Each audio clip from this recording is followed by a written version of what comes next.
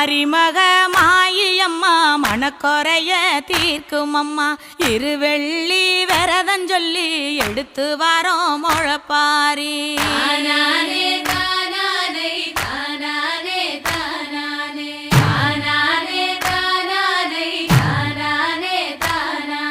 காத்து மட்டும் வந்து போகும் கட்ட பொம்மை கோட்டை போல வெயில் பட ஓல பின்னி விதைச்சு வச்சோம் முழப்பாரி